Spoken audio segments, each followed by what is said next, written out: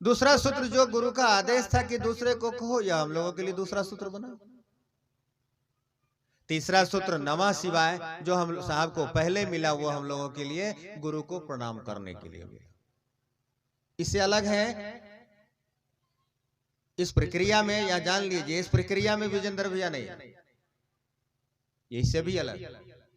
शुरुआत के समय की बात, 84-85 की बात, 1 आध साल हुआ था शायद साहब को मधेपुरा में आया, 6 महीना हुआ, पता चला तो वो आए। अब सोचिए तो वो आदमी कितने दिन तक आते रहे। पहले तो एक दिन आए कि इसी में रहते हैं मजिस्ट्रेट, घूम के चले गए, स्वभाव से तो आप जानते हैं। फिर दूसरा दिन आए तब एंट्री मारी। 2-4-6 महीना तक जाते रहे जाते रहे जाते रहे, कभी साहब नहीं पूछा कि कौन है, कहां से आता है, और तब भी वो आदमी जाते रहे। आज भी उनको मान सम्मान से कोनो मतलब नहीं है। सोचिए उस समय में भी नहीं था। यानी व्यक्ति का यह संस्कार भी यहाँ मदद करता है। सोनवर्षा में अगर कोई गुरु भाई मिल जाए जान पहचान का, और बात नहीं किया जाए, तो दूसरे दिन से वो कहेंगे कि बाप रे किशोर जी आए थे, इतना ऐठ गए हैं, इतना बुझते हैं अपना आपको कि बातों नहीं। अब कौन इमरजेंसी में हम बात नहीं किए इस पर उन्हें जाएंगे, लेकिन ये पकड़ो। सोचिए वह आदमी कैसा होगा, जो आदमी इतने दिनों तक जाता रहा और किसी के डेरा पर गए और वो पूछ भी नहीं रहे कहां से आए। और सोचिए 4 किलोमीटर राजपुर है मधेपुरा से, जहां साहब का निवास स्थल है, वहां से 4 किलोमीटर, 4.5 किलोमीटर हो गया। और उस समय में, जिस समय में ना रोड था, मात्र पतला रास्ता था बिल्कुल। उस समय में न घर था न कुछ था। डेली रात में जाना, 12 बजे 1 बजे 2 बजे भी जाना, और शाम में आना, रात में जाना, शाम में आना, रात में जाना, यह करी था उनका। तो वही एक आदमी अभी तक है, उस समय से है, और हम समझते हैं उसी स्थिति में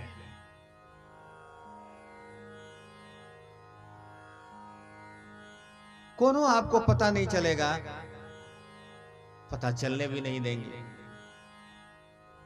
उसी स्थिति में एक ही आया। तो मैं कह रहा था कि उस समय में यह बात नहीं, प्रक्रिया यह नहीं था उन लोगों को। हाँ, कुछ लोग उस समय के हुए जिनको मधेपुरा में बहुत कुछ मिला साहब, इसी तरीका के माध्यम से घर पे आके शिव को गुरु मान। लेकिन उनको शिव शिष्टता तो छोड़ दीजिए, जब साहब शरीर में थे तब भी कोई मतलब नहीं लिया। अपना बहुत कुछ लिया, जीवन भी लिया, बहुत लोग, धन संपत्ति को तो छोड़ दिया, बहुत कुछ लिया। इसी कड़ी में 86-87 में देखिए इसका विस्तारीकरण कैसे होना शुरू। इसी कड़ी में जब साहब मधेपुरा से पटना जा रहे थे किसी सरकारी ऑफिस के काम, तो बेगूसराय में बलिया में शाम हो गया, और उनके साथ ही एक रस्तोगी साहब नाम का था, सिनेमा मजिस्ट्रेट थे। याद आया उनके यहाँ, उनका मन हुआ कि ठहर जाते हैं, सुबह में गए रहे। वो बेचारे सिनेमा मजिस्ट्रेट थे, सिनेमा हॉल का को देखने गए। फिर फोन ऑन हुआ या पता चला, तो फिर आए, रात में रहे। वहीं की सुबह की घटना साहब का, वही सुबह के समय में यह प्रश्न उत्तर हुआ साहब से हवा के माध्यम से कि हरिंद्रानंद, तुम जो करते हो दूसरे को कहते हो। साहब गए, हाँ वही तो कहते हैं। तो नहीं, ये बात आई कि हरिंद्रानंद, तुम जो कहते हो दूसरे को कहने को नहीं कहते। साहब कहते थे, साहब तो अपने आप में बोल रहे थे कि हम तो कहिए रहे हैं। कहे हाँ हम कहते हैं, आवाज से सवाल जवाब हो रहा, हम तो कह रहे हैं। फिर आवाज आया और कहता है वह आवाज की झूठ बोल रहे हो। साहब कहते हैं कि मैं झूठ नहीं बोल रहा हूं। तब वो आवाज कह रहा है कि असत्य बोल रहे हो, तो असत्य और सत्य, असत्य शब्द में ही दोनों चीज, दोनों का मिश्रण है, दोनों मिला हो। असत्य मतलब झूठ भी असत्य भी दोनों साथ है, असत्य शब्द बना। एक तो सत्य है, एगो झूठ है, एगो असत्य है।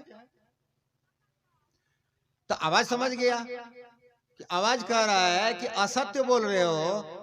अब साहब को समझ में बात आई।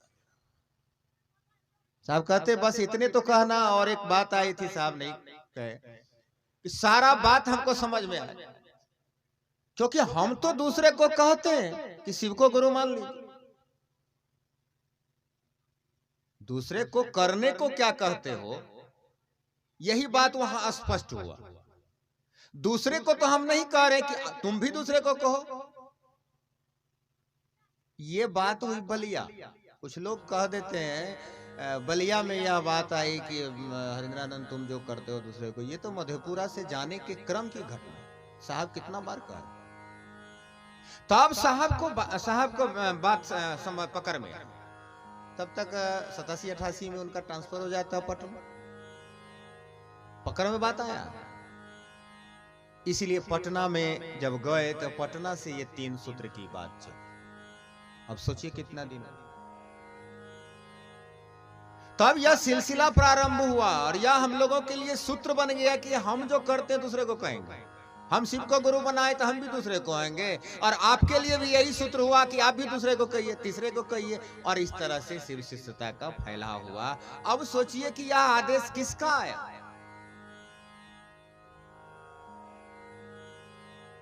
और शिष्य तो वही होगा। पूर्व में भी मैंने कहा जो गुरु के आदेश के आलोक में चलेंगे, गुरु के आदेश पर। इतने सारे ढेर सारी घटना है। साहब को तो कहा कि तुम गुरु बन जाओ, तुमको गुरु बना देते हैं, क्योंकि शरीरदारी गुरु से तो ठगाए हुए, और सबका तो तरीका देखबे किए, और लोग तो शरीरदारी को नोच नोच के खाइए जाए।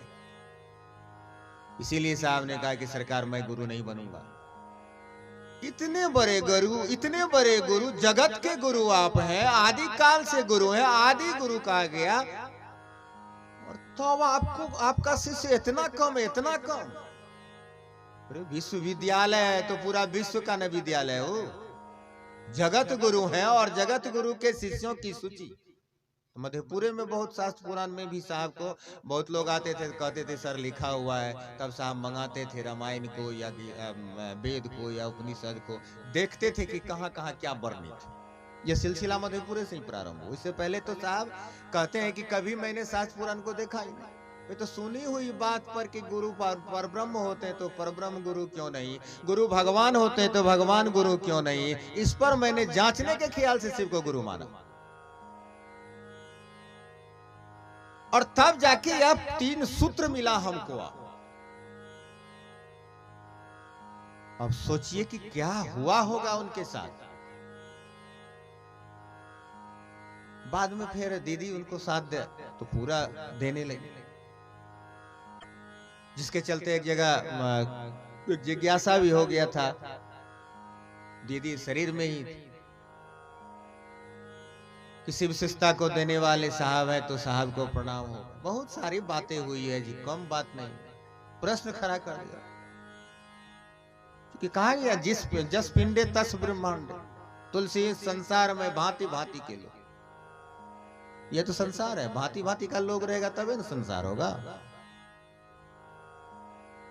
तो उस दिन का बात याद आ गया कि दीदी कही थी, उसको प्रश्न का उत्तर दीदी दी। साहब भी थे और दीदी भी।